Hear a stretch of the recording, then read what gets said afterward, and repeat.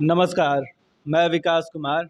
आप देख रहे हैं सन भारती न्यूज़ और सन भारती न्यूज़ की टीम आपको छपरा नगर निगम से लगातार हर अपडेट प्रत्येक जनता तक पहुंचा रही है। हालाँकि यहाँ पे देखा जाए समस्याओं के बारे में, तो यहाँ पे आम जनता से मिलके उनकी समस्याओं के बारे में जानने का प्रयास किया जा रहा है। साथ ही साथ इस वक़्त जो चर्चित चेहरे हैं, चाहे वो मेयर पद के लिए हों, डिप्टी मेयर पद के लिए हों, उन तमाम लोगों से हमारी टीम मिल रही है और ये जानने का प्रयास करी कि इस बार चुनाव किस मुद्दे के साथ लड़ा जा रहा है। तो इसी बीच हमारी मुलाकात प्रोफेसर योगेंद्र प्रसाद यादव जी से हुई। अगर राजनीतिक करियर के बारे में इनके बात करें, तो पूर्व में 17 वर्षों तक बतौर वार्ड पार्षद पद पे रह के यहाँ की जनता का सेवा करते आए हैं और कहीं न कहीं शिक्षा जगत से जुड़े हैं। तो हम इनसे जानना चाहेंगे इस बार जो चुनावी मैदान में हैं, तो क्या कारण रहा चुनाव लड़ने का? आगे इन तमाम बातों पे हम चर्चा करेंगे, लेकिन पहले आइए हम आपको उनसे मिलवाते हैं। बहुत-बहुत स्वागत है सर आपका हमारे चैनल पे। आपके भी चैनल का बहुत बहुत स्वागत है मेरे तरफ से। तो सर हम बात करें इस बार डिप्टी मेयर पद से आप सामने, क्या कारण रहा जो चुनावी मैदान में आना पड़ा? चुनावी मैदान में आने का मेरा प्रमुख कारण ये है कि पहले जो चुनाव होता था धन बल से होता था। इस बार का चुनाव जनता के सहयोग से जनता मत देकर मेयर और डिप्टी मेयर पार्षद का चुनाव करेगी। तो इस बार धन बल का प्रयोग नहीं होगा। तो मैंने सोचा कि मेरे पास तो उतना पैसा है नहीं कि मैं पार्षदों को खरीद सकूं। इसलिए मैंने सोचा कि जनता के बीच जाऊंगा और अपनी प्रतिभा को जनता के बीच में बताऊंगा। और इसी कारण मैं सोचा कि इस बार मैं चुनाव डिप्टी मेयर के लिए लड़ूं। तो अगर आपके कार्यकाल के बारे में हम बात करें पूर्व में, तो जैसा कि 17 वर्षों तक वार्ड पार्षद पद पे रहते हुए यहाँ की जनता का सेवा कर चुके हैं। तो क्या कुछ कार्य उस समय ऐसे हुए जो जनता की ज़ुबान पे आज भी चर्चा का विषय बना है? हाँ, ये बहुत अहम बात है आपने पूछा। 1983 में मैं प्रथम बार जनता के बीच से चुनकर आया और 2000 तक मैं पार्षद रहा। इस बीच मेरी क्या उपलब्धि 17 वर्षों में रही, मैं बताने जा रहा हूँ।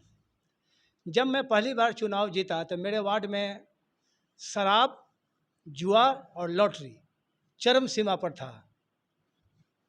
उसको मैंने एक हफ्ता में बंद करवा दिया। आज भी नहीं, मेरे वार्ड में शराब नहीं बिकता है और जुआ नहीं होता है, लॉटरी नहीं खेला जाता है। ये मेरी उपलब्धि रही है। और नीतीश जी ने आज न शराबबंदी की बात कर रहे हैं, मैं तो जिस छोटे दायरे में था, मैं तो 83 में ही शराबबंदी और लॉटरी और जुआ तमाम चीज़ों पर मैंने अंकुश लगा दिया था। मेरे ज़माने में कहीं भी सार्वजनिक जगह पर अंडा, मांस, मछली नहीं बेचा जाता था। और जहाँ तक सफाई की बात है, इंक्रोचमेंट की बात है, कहीं भी मेरे वार्ड में 17 वर्षों में कहीं इंक्रोचमेंट नहीं हुआ, कहीं नाली पर पानी नहीं बहता था। और प्रतिदिन सफाई मजदूर हमारे वार्ड में काम नियमित रूप से करते थे और वार्ड में किसी जनता को कोई असंतोष नहीं था मेरे कार्यकाल में। तो जैसे कि अब डिप्टी मेयर पद से सामने है, तो जाहिर सी बात है 4500 वार्ड में घूमना या फिर जनता से मिलना या फिर लगातार जो जनसंपर्क आपका बना रह रहा है, उस बीच किस तरह की मूलभूत समस्याओं से अभी यहाँ की जनता जूझ रही है? मैं मैं 4500 वार्ड में घूम रहा हूँ। अभी मैं 45 वार्ड में गया था। वहाँ जल जमाव की समस्या बरसों बरसों से है।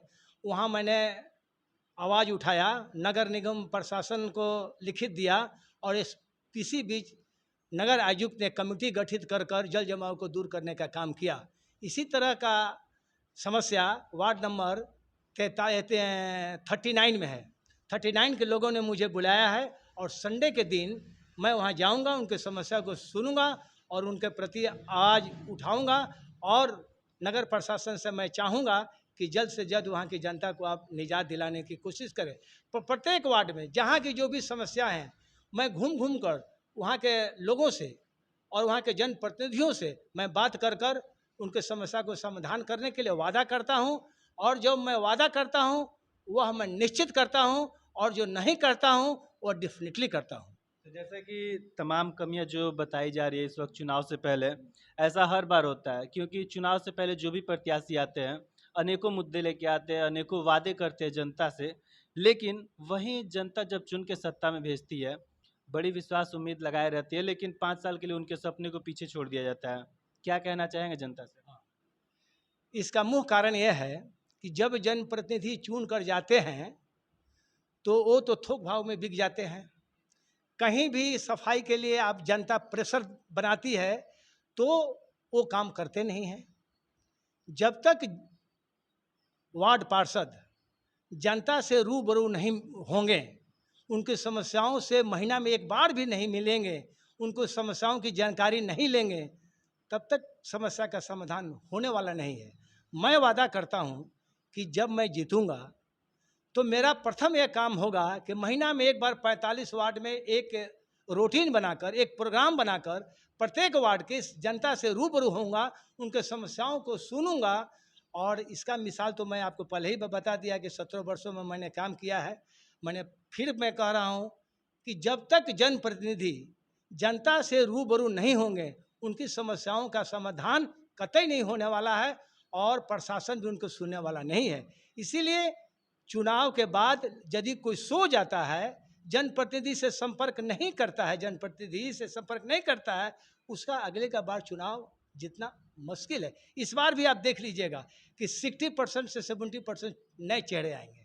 जैसा कि आपके द्वारा बताया गया कि 1983 से सन 2000 तक यहाँ की जनता का सेवा करते आए बतौर वार्ड पार्षद पद पे रह के, लेकिन जो 2000 से लेकर 2022 तक का समय अंतराल था, इस बीच क्या जनता के बीच आप आए नहीं चुनाव लड़ने, या फिर जनता लाई नहीं? कारण क्या रहा? मैं था ही नहीं तो जनता के बीच में कैसे जाऊं? मैं तो जानता था कि मैं इतना धन बल मेरे पास नहीं है कि मैं चुन कर जाऊं। और इसलिए मैं, चूंकि चुनाव से मैं 2000 के बाद से एलूफ हो गया, इसीलिए कि एक सरकारी नियम आया गया कि जो सरकारी पेमेंट लेते हैं वो चुनाव नहीं लड़ेंगे। तो इतने दिनों तक मैं अपने क्षेत्र से अलग रहा। तो राजनीति से दूर रहे या फिर जनता से भी दूर रहे? नहीं, जनता से हम दूर नहीं रहे।